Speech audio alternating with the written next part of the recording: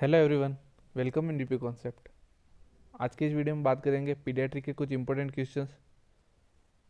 पिछले दो वीडियो हमने और अपलोड किए पीडियाट्रिक्स से लेकर। आज उसका तीसरा वीडियो पीडियाट्रिक सब्जेक्ट वाइज हम क्वेश्चन कवर करते हुए चल रहा है। तो देखते हैं आज का पहला question. Soft hypopigmented hair on newborn's body is called as. Option A vernix caseosa, option B lanugo, option C milia and option D naevus simplex. आप अपना आंसर रेडी कर लीजिए। क्वेश्चन में क्या पूछा गया, soft hypopigmented hair on newborn's body को क्या बोलते हैं? Hair on newborn's body, option है वर्निस केशियसा। तो इसका राइट आंसर क्या हो जाएगा? आप अपना लिख लीजिए नोट कॉपी में। इसका राइट आंसर हो जाएगा ऑप्शन बी लेनुगो। लेनुगो हाइपोपिगमेंटेड हेयर होता है उनको क्या बोलते हैं? लेनुगो हेयर। ठीक है। वर्निक्स केशियसा ये अपन ने देखा ही था पिछले वीडियो में। White cheesy substance present on newborn skin, cheesy substance जो क्या काम करता है? फ्रिक्शन प्रिवेंट करता है, प्रोटेक्शन करता है। तो उसको क्या बोलते हैं? वर्निक्स केशियसा। लेनुगो हो गया सॉफ्ट हाइपोपिगमेंटेड हेयर, मेनली कहाँ पे होता है? डोर्सल लंबो एरिया पर। ठीक है, बैक पे लंबो डोर्सल एरिया। नेक्स्ट बात करते हैं मीलिया। मीलिया क्या होता है? Small white pin point on nose and cheeks. Sweating नहीं होती न्यूबॉर्न में, जिसके कारण क्या होता है? Small white pin point on nose and cheeks, upper lip पे निशान हो जाए तो उसको क्या बोलते हैं? Due to absence of sweating. जब स्वेटिंग होने लग जाती है न्यूबॉर्न में तो मीलिया ऑटोमेटिकली डिसअपियर हो जाता है, तो इसको बोलते हैं मीलिया। एंड नेक्स्ट है फोर्थ वन है नेवर सिंप्लेक्स। नेवर सिंप्लेक्स इसको बोलते हैं, इसका दूसरा नाम है stork bite. This is a normal condition. ठीक है, मीलिया भी नॉर्मल कंडीशन है, ये सब नॉर्मल कंडीशन है। एंड नेवर सिंप्लेक्स इसकी अगर डेफिनेशन दी जाए तो रेड और पेल पिंक डायलेटेड कैपिलरीज। ठीक है, कैपिलरी का डायलेटेड हो जाना कहाँ पे? मेनली नोज पे एंड आई लीड पे। ठीक है, बाकी कैपिलरीज का डायलेट हो जाना उस कंडीशन को क्या बोलते हैं? नेवर सिंप्लेक्स या stroke bite.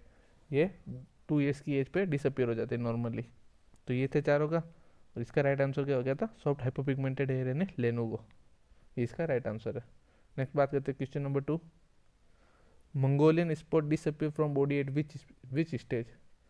Mongolian spot body से कौन सी एज पर डिसअपियर हो जाता है? Option A 8 birth, option B 8 6 month, option C 1 to 2 year of age and option D never disappear. तो मंगोलियन स्पॉट कौन सी एज पे डिसअपियर हो जाता है? तो इसका राइट आंसर हो जाएगा option C 1 to 2 year of age. 1 से 2 साल की एज पर मंगोलियन स्पॉट ऑटोमेटिकली डिसअपियर हो जाता है। अब क्या होता है मंगोलियन स्पॉट? क्या होता है? लंबो डोर्सल जो एरिया होता है, लंबो dorsal area of newborn skin, उसका कलर कैसा होता है? ब्लूइश ब्लैक कलर का हो जाता है। तो ये आपको कलर ध्यान रखना, किस टाइप का? ब्लूइश ब्लैक कलर हो जाता है लंबो डोर्सल एरिया। ठीक है, न्यूबॉर्न की स्किन पे। ये क्यों होता है? Hyper stimulation of melanocyte cells का। मिलेनोसाइट सेल होती है वो हाइपर स्टिमुलेट हो जाती है, जिससे क्या होता है? मिलेनियन पिगमेंट का रिलीज ज़्यादा होता है। मिलेनियन पिगमेंट क्या करता है? ब्लूइश ब्लैक कलर कर देता है स्किन का, तो उसको क्या बोलते हैं? Mongolian spot. और वो 1 से 2 साल की उम्र में ऑटोमेटिकली डिसअपियर हो जाता है। नेक्स्ट बात करते हैं question number 3। What is the normal capillary refill time of newborn? तो नॉर्मल कैपिलरी रिफिल टाइम कितना होता है न्यूबॉर्न का? Option A 2 second, option B 3 second, option C 5 second and option D 10 second. तो what is the normal capillary refill time? आप अपना answer लिख लीजिए। इसका राइट आंसर हो जाएगा ऑप्शन बी 3 सेकेंड। तो नॉर्मल कैपिलरी रिफिल आ जाए एग्जाम में तो आपको लिखना न्यूबॉर्न के लिए 3 सेकेंड है, और अडल्ट में पूछ ले हुआ तो 2 सेकेंड। ठीक है, ये आपको ध्यान रखना, अलग अलग है। अडल्ट में 2 सेकेंड एंड न्यूबॉर्न में 3 सेकेंड। अब क्या होता है कैपिलरी रिफिल क्यों चेक करते हैं, ये मैं आपको ब्रीफली समझा देता हूँ। कैपिलरी क्या होता है? कैपिलरी रिफिल टाइम किस लिए असिस्ट करते हैं इसको? इसको असिस्ट करते हैं परफ्यूजन के लिए, टू असिस्ट परफ्यूजन चेक करने के लिए कैपिलरी रिफिल टाइम चेक किया जाता है। ठीक है। परफ्यूजन न्यूबॉर्न या एडल्ट में परफ्यूजन चेक करना तो उसके लिए कैपिलरी रिफिल टाइम चेक करते हैं। अब mainly capillary refill time newborn और एडल्ट में अलग अलग होता है, न्यूबॉर्न में एंड एडल्ट में। न्यूबॉर्न में ये चेक करते हैं अपन स्टर्नम से एंड एडल्ट में चेक करते हैं नेल बड से। क्या होती है इसकी प्रोसेस, न्यूबॉर्न में अगर चेक करना है तो स्टर्नम एरिया को 5 सेकंड के लिए आपको प्रेस करना है, ठीक है। और एडल्ट में नेल बड्स को 5 सेकंड के लिए प्रेस करना है, देन प्रेशर रिलीज करना है। अगर 3 सेकंड में न्यूबॉर्न में तो हो गया 3 सेकंड एंड एडल्ट में हो गया 2 सेकंड। अगर 3 सेकंड में एंड एडल्ट में 2 सेकंड हो गया, अगर कलर रिटर्न हो जाता है 3 सेकंड के अंदर तो उसका परफ्यूजन नॉर्मल है, ठीक है। और अगर 3 सेकंड से ज़्यादा लगता है तो उसमें परफ्यूजन नॉर्मल नहीं है, डिहाइड्रेशन हो सकता है, हाइपोवोलेमिक कंडीशन हो सकती है, तो वो एक अबनॉर्मल कंडीशन हो जाएगी, ठीक है। नेक्स्ट बात करते हैं question number 4, which is not a positive factor of jaundice in newborn. Question में आपको देखना है कि 3 तो पॉजिटिव फैक्टर है और एक नहीं है, नॉट है पूछा, ठीक है। तो option A ABO incompatibility, option B Rh incompatibility, option C mature liver and option D immature liver. तो इनमें से कौन सा पॉजिटिव फैक्टर नहीं है जॉन्डिस का न्यूबॉर्न में, तो आप अपना आंसर लिख लीजिए।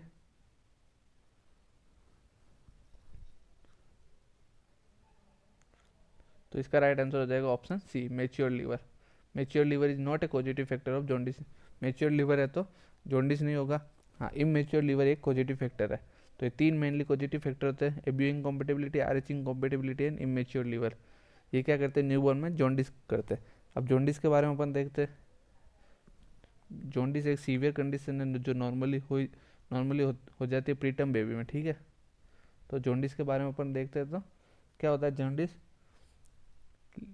बिकॉज न्यूबॉर्न का लीवर इमेच्योर होता है, लीवर इज इमेच्योर, तो लीवर क्या नहीं कर पाता, अनकॉन्जुगेटेड बिलीरुबिन को कॉन्जुगेटेड बिलीरुबिन में चेंज नहीं कर पाता, ठीक है। अनकॉन्जुगेटेड बिलीरुबिन को कॉन्जुगेट बिलीरुबिन में चेंज नहीं कर पाता बिकॉज लीवर इज इमेच्योर।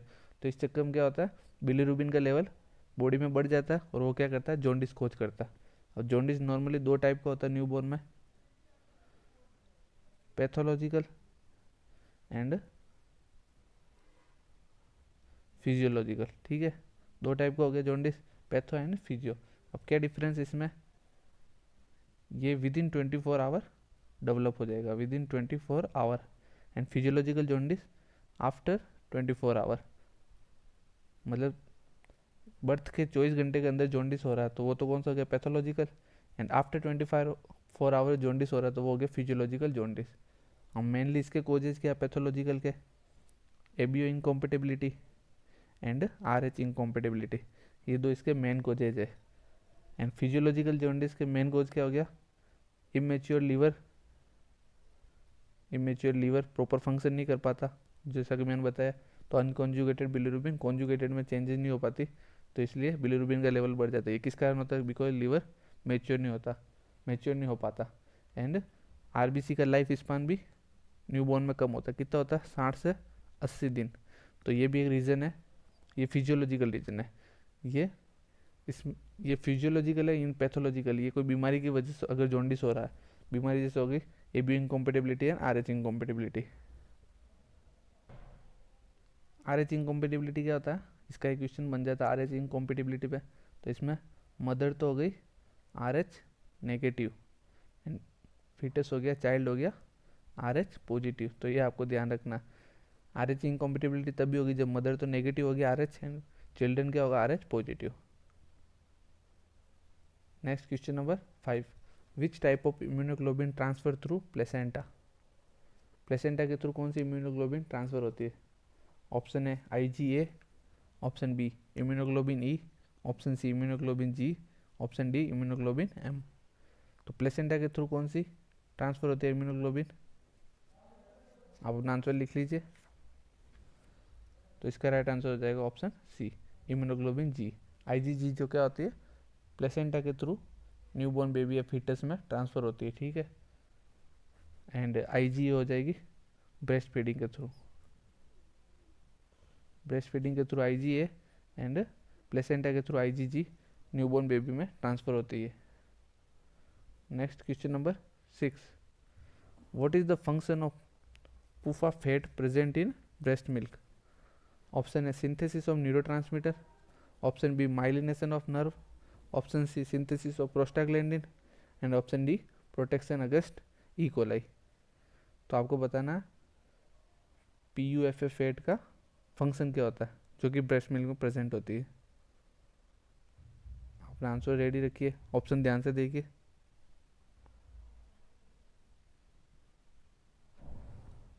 तो इसका राइट आंसर हो जाएगा option B, myelination of. PUFA fat क्या करती है? माइलिनेशन ऑफ नर्व, इसके लिए रिस्पॉन्सिबल होती है। अपन देखते हैं इनका फंक्शन क्या है। पहले देखते पुफा की फुल फॉर्म PUFA। तो इसकी फुल फॉर्म क्या हो जाएगी? Poly unsaturated fatty acid. ये एक टाइप का फैटी एसिड है जो कि ब्रेस्ट मिल्क में पाया जाता है। क्या है? Poly unsaturated fat, responsible for myelination of nerve. ठीक है, माइलिनेशन ऑफ नर्व। और बात करते हैं अपन ऑप्शन में। एक ऑप्शन में था सिंथेसिस ऑफ न्यूरोट्रांसमीटर। तो ये कौन करता है सिंथेसिस ऑफ न्यूरोट्रांसमीटर? न्यूरोट्रांसमीटर ये करते हैं दो टाइप के अमाइनो एसिड होते हैं, सिस्टीन एंड टोरिन। ये अमाइनो एसिड होता है, ये भी ब्रेस्ट मिल्क में पाई जाती है। ये क्या कहते हैं? Synthesis of neurotransmitter. इस पे क्वेश्चन आ जाए कि सिस्टीन एंड टोरिन का फंक्शन क्या है, तो सिंथेसिस ऑफ न्यूरोट्रांसमीटर। नेक्स्ट अपन बात करते हैं, एक ऑप्शन में था सिंथेसिस ऑफ प्रोस्टाग्लैंडिन। ठीक है, सिंथेसिस ऑफ प्रोस्टाग्लैंडिन। तो ये कौन करता है? ओमेगा 6। ये भी एक टाइप का फैटी एसिड है जो ब्रेस्ट मिल्क में पाया जाता है। ओमेगा 6 ये क्या करता है? Synthesis of prostaglandin. And next एक ऑप्शन में था protection against E coli. E coli से प्रोटेक्ट करना। ई कोलाई बैक्टीरिया से कौन प्रोटेक्ट करता है? बाइफिडस फैक्टर। ये भी ब्रेस्ट मिल्क में पाया जाता है, बाइफिडस फैक्टर। तो ये क्या करता है? Protection against E coli. ये इंपॉर्टेंट है, इसका क्वेश्चन बन सकता है कि ई कोलाई से कौन प्रोटेक्ट करता है, तो बाइफिडस फैक्टर। ठीक है, ब्रेस्ट मिल्क में पाया जाता है ये सब। नेक्स्ट बात करते हैं, what is the normal newborn energy requirement? Normal newborn की एनर्जी रिक्वायरमेंट कितनी होती है? ऑप्शन है 30 kilo calorie per KG per day, option B 70 kilo calorie per KG per day, option C 110 kilo calorie per KG per day and option D 150 kilo calorie per KG per day. तो आपको बताना है कि normal newborn energy requirement कितनी होती है। तो इसका राइट आंसर हो जाएगा option C, 110 kilo calorie per KG per day. अभी आपको इसमें ध्यान में रखना है कि ये पर केजी है 110। नॉर्मली न्यूबॉर्न बेबी का वेट कितना होता है? 3 kg। तो ये पर डे कितनी एनर्जी रिक्वायरमेंट होती है? 330 किलो कैलोरी पर डे। ठीक है, 3 kg का चाइल्ड है तो 330 किलो कैलोरी उसको पर डे चाहिए। And normally breast milk provide होता है 6 मंथ तक, तो 66 किलो कैलोरी प्रेजेंट होती है कितने में? 100 ml ब्रेस्ट मिल्क में। ठीक है, तो 66 किलो कैलोरी होती है 100 ml ब्रेस्ट मिल्क में। ठीक है, और नॉर्मल रिक्वायरमेंट कितनी होती है? 110 kilo calorie per KG per day. Question number 8, startle reflex disappear at which age? Startle reflex कौन सी एज पे डिसअपियर हो जाता है?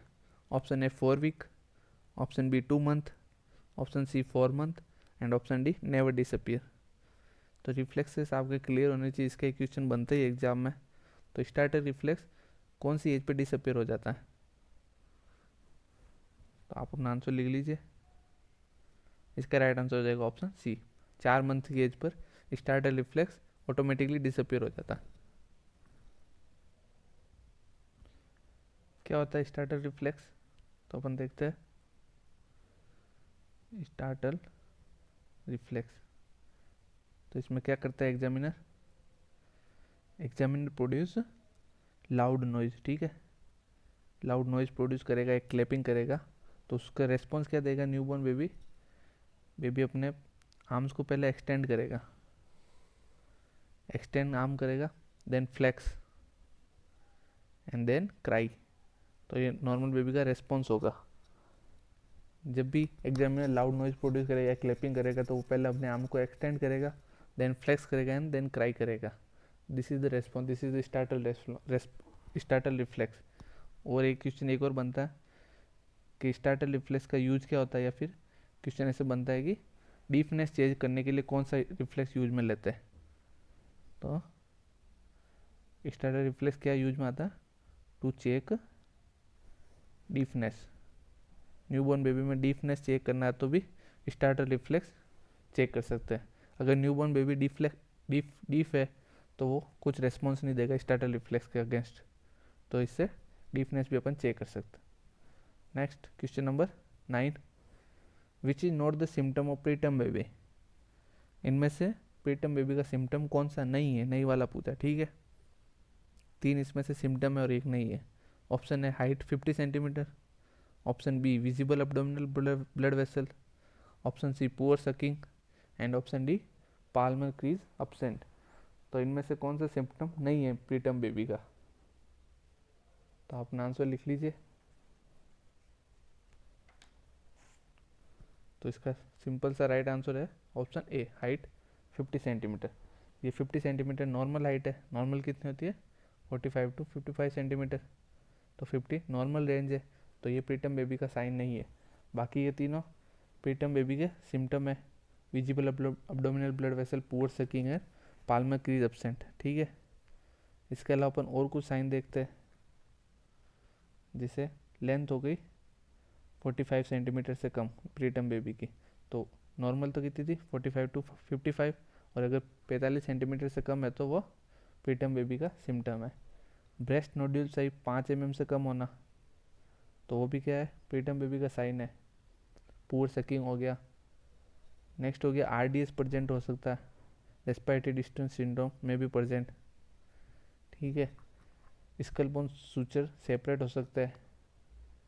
मेल बेबी में टेस्टिस डिसेंडिंग अनडिसेंडेंट टेस्टिस, ये सब क्या है, साइन एंड सिम्टम है किसके, प्रीटर्म बेबी के। नेक्स्ट अपन बात करते हैं क्वेश्चन नंबर 10 की, which kind of acid base imbalance occur in hypothermia. Hypothermia में कौन से टाइप का एसिड बेस इम्बैलेंस सीन होता है।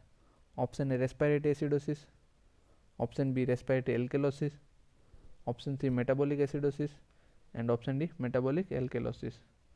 तो आपको बताना हाइपोथर्मिया में इनमें से कौन सा एसिड बेस इम्बैलेंस देखने को मिलता है। तो इसका राइट आंसर हो जाएगा ऑप्शन सी, मेटाबॉलिक एसिडोसिस। तो हाइपोथर्मिया में अपने को मेटाबॉलिक एसिडोसिस देखने को मिलता है। अब एसिड बेस इम्बैलेंस के बारे में देखते हैं। नॉर्मली रेस्पिरेटरी डिजीज हो, रेस्पिरेटरी एसिडोसिस या रेस्पिरेटरी एल्कोलिसिस देखना हो तो उसके लिए अपन नॉर्मली CO2 को देखते हैं, ठीक है। CO2 इंडिकेटर है, CO2 गैस। एंड मेटाबॉलिक के लिए बाइकार्बोनेट HCO3, तो इसको चेक करते हैं, ठीक है। नॉर्मल pH कितनी हो गई 7.35 टू 7.45। अगर इससे नीचे है तो वो हो गया एसिडोसिस, एंड अगर pH इससे ऊपर है तो वो हो गया एल्केलोसिस। तो सबसे पहले तो अपने को ये देखना है कि pH कितनी है, 7.35 अगर नीचे तो वो हो गया एसिडोसिस। एंड नेक्स्ट अपने को देखना pH अगर 7.45 से ऊपर है तो वो हो गया एल्केलोसिस। तो सबसे पहले अपने को ये देखना है कि डिजीज कंडीशन जो दी गई उसमें एसिडोसिस होगा या एल्केलोसिस होगा। देन अपने को उसमें चेक करना है ये रेस्पिरेटरी है या मेटाबॉलिक। तो रेस्पिरेटरी के लिए मैंने बताया CO2 का लेवल चेक करना। नॉर्मल कितना हो गया 35 टू 45 mm ऑफ Hg, ठीक है। अगर ये है, ये नॉर्मल रेंज है, इसमें अगर डिस्टर्बेंस है तो वो कंडीशन रेस्पिरेटरी एसिडोसिस या रेस्पिरेटरी एल्केलोसिस हो सकता है। एंड मेटाबॉलिक के लिए अपन चेक करते हैं। मेटाबॉलिक के लिए HCO3, इसकी नॉर्मल रेंज हो गई 22 से 27 MEQ पर लीटर, ठीक है। तो ये हो गई HCO3 के लिए नॉर्मल रेंज 22 से 27।